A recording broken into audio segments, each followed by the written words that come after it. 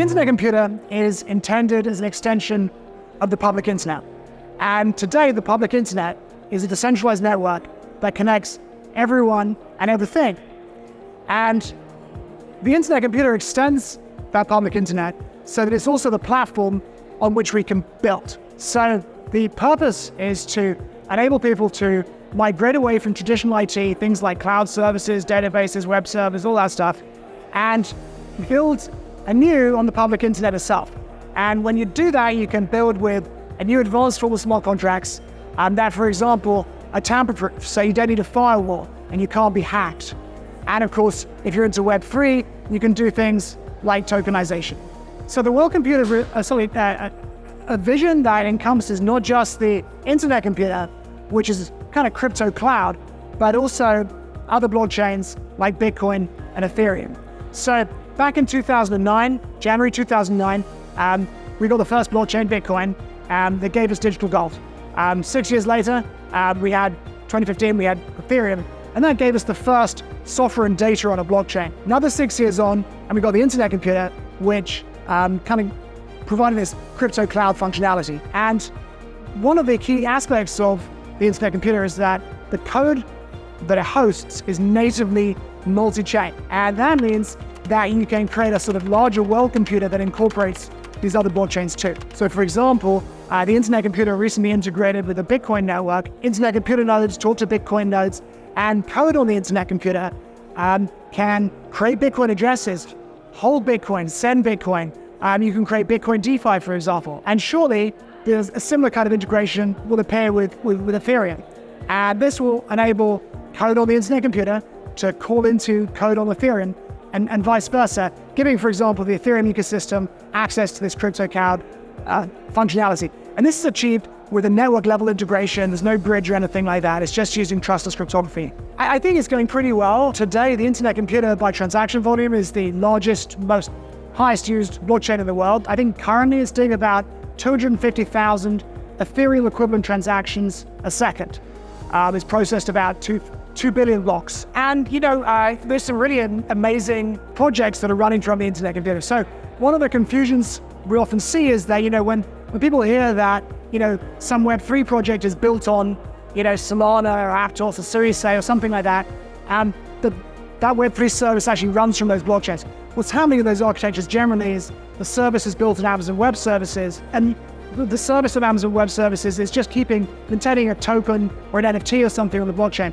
When someone says built on the internet computer, it really means built on the internet computer. So there's several very successful, Web3 social media services running from the internet computer, and oftentimes they're fully tokenized. For example, there's something that's fully decentralizing with a DAO soon. It's called Hot or Not. It's a kind of tokenized TikTok that runs from the internet computer.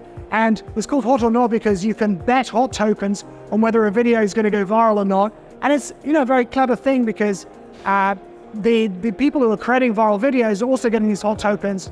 And you can also get rewarded for participating in tasks like content moderation. And that's the real future of Web3. Web3 services that run 100% on crypto, that fully tokenize and provide, control to their community through DAOs.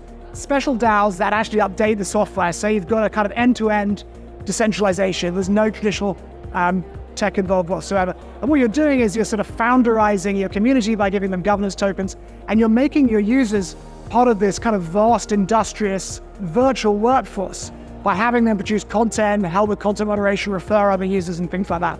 Well, there's lots of answers, right? So, first of all, if you look at the arc of tech history, it's curving towards open systems. I've been around for a bit. Back in the mid-90s, there was a real debate about, whether it would be the internet or this idea of the information superhighway proposed by Microsoft to Oracle. And before that, we had America Online.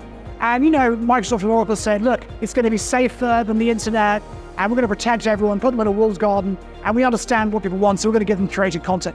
Nobody wanted to be in that walled garden, and the internet flourished and expanded because it was decentralized, it was permissionless, so it functioned as a free market, created all this innovation, economic growth, and provided social freedoms. Internet computer, world computer is on that same trajectory, versus traditional tech. So But it's not just about having the world build on the open internet, the public internet. It's also about the technology that makes that possible, because when you build using this kind of advanced smart contract code, it's called canister smart contracts. Well, guess what? You don't need firewalls. The world spends, last year it spent $172 billion on security, right? IT security. So imagine the advantages of being able to get rid of firewalls and SIEM logging and security teams.